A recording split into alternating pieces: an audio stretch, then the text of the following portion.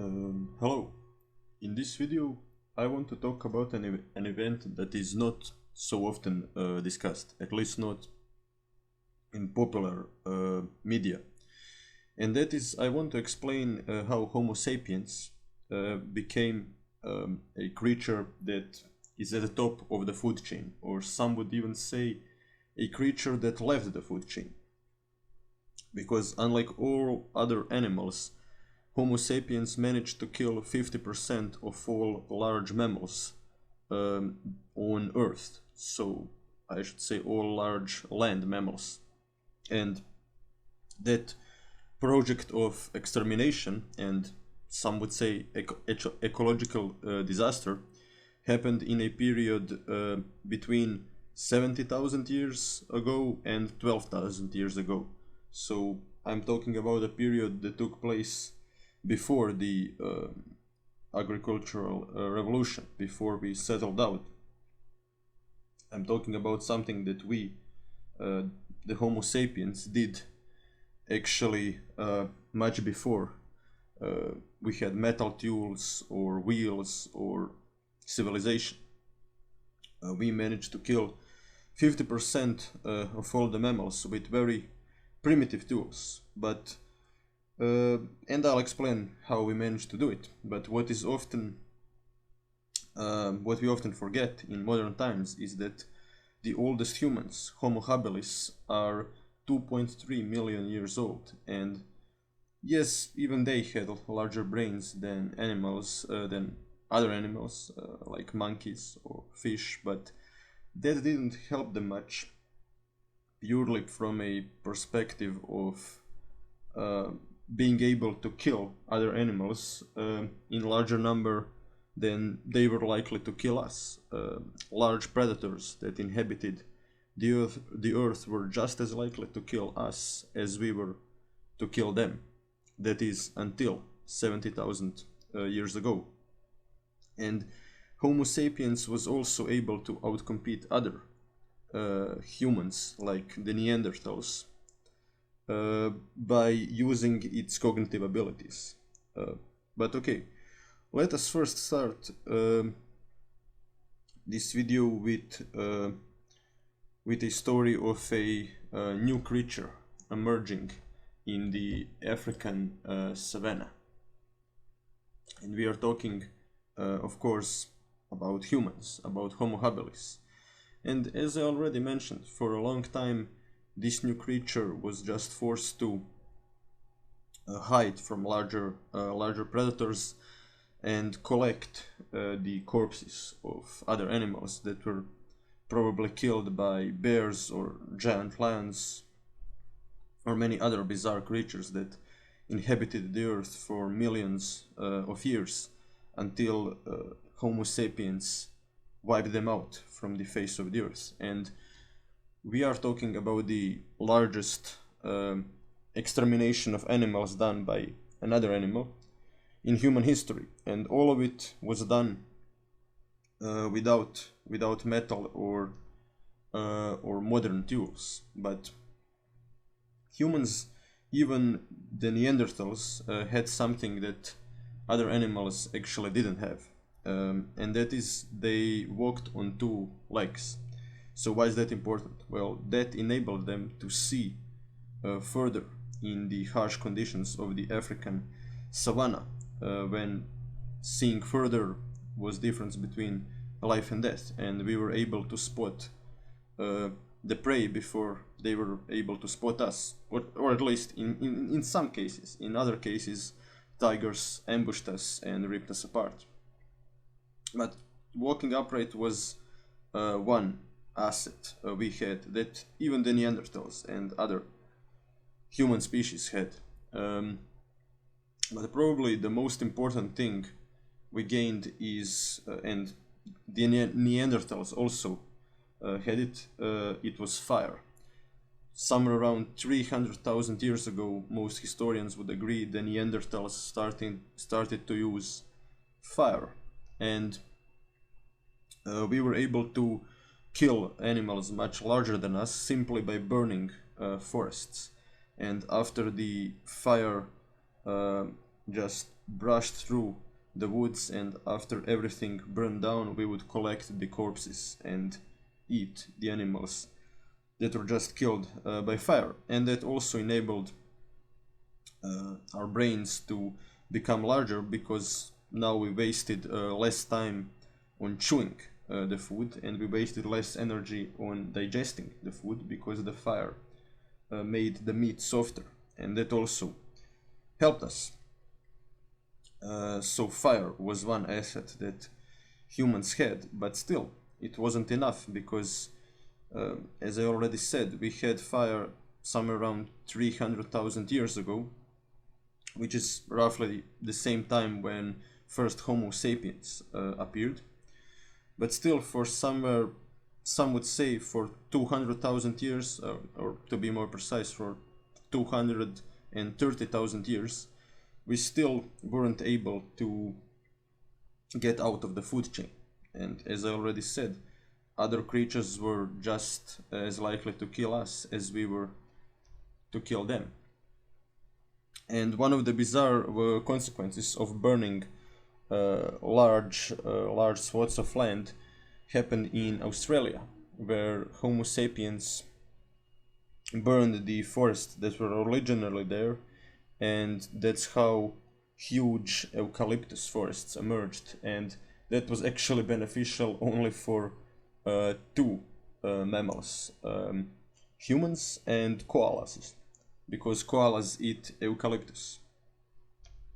But okay, let me say something about this mysterious event that happened 70,000 years ago. We call it the cognitive revolution, and it lasted between, so it is a period that takes place between 70,000 years and 30,000 years ago. And in that period, Homo sapiens gets this new ability, and that is the ability to form abstract ideas with words.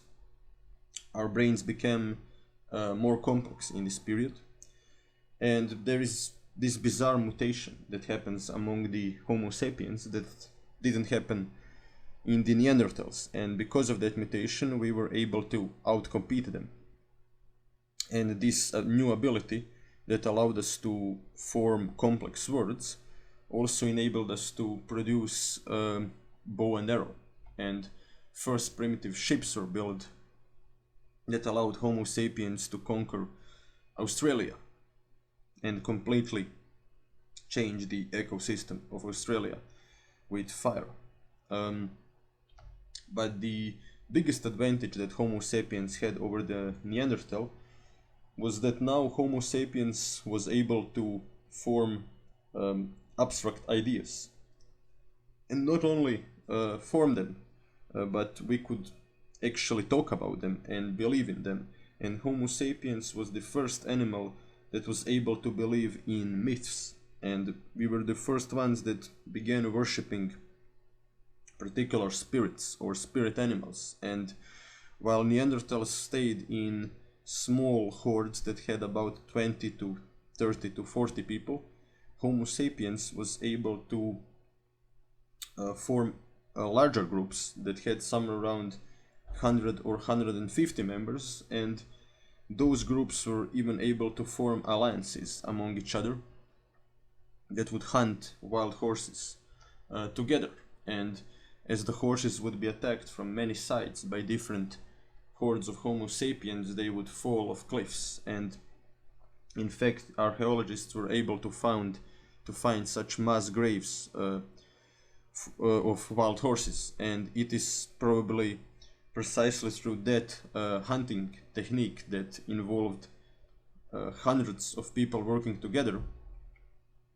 Precisely through that technique, Yuval Noah Harari argues Homo sapiens was able to collect more meat than the Neanderthals, and that is why we survived the winter while the Neanderthal starved. We had more meat.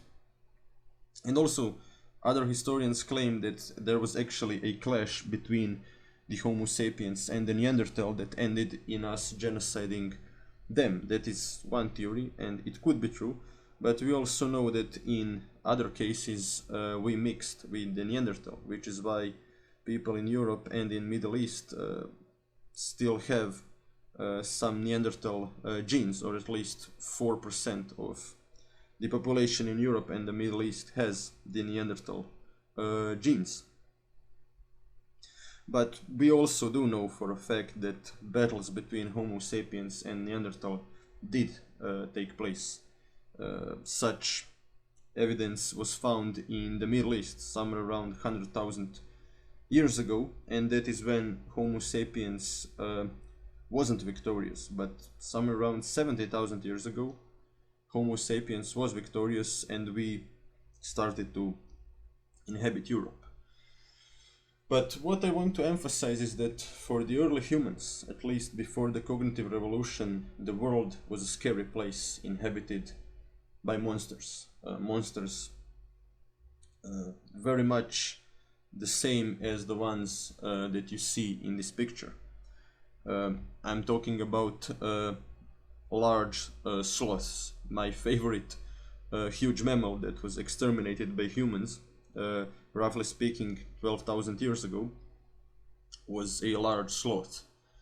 That is one of huge predators that occasionally feasted on humans or attacked them for territorial reasons.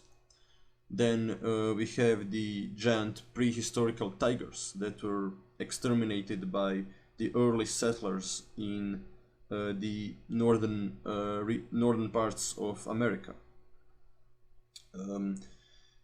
Then we have huge prehistorical lands, and stories of such lands can be found in myths such as the myth of the Hercules. Hercules, in one of his tasks, is tasked with killing a huge lion that terrorizes the population, and Hercules, of course, is victorious. Then large lizards were a problem. Komodo dragons and lizards from the that we called Megalonia also feasted on us, and in a way we were forced to exterminate these large mammals that feasted on us in the same way in which we feasted on them. And this huge ecological catastrophe, as some would say, that happened, and that is the extermination of 50% of all large mammals by us. It is through that extermination that we managed to emerge as a victorious species. After killing all these large mammals, suddenly we were no longer in constant fear of getting eaten or killed by these huge monsters that inhabited our world. And some historians even argue that early humans simply didn't have the luxury of constantly going to war with each other. Of course, we know that such clashes did exist, but some argue that war was actually something that rarely happened because Earth was very scarcely populated and humans were constantly at war with nature and these other huge mammals that killed us and feasted on us, and we didn't have the luxury of starting huge wars against each other. That is what some historians argue. Others argue that actually war was just as common as in the 20th century when you look at the percentage of humans that died a violent death.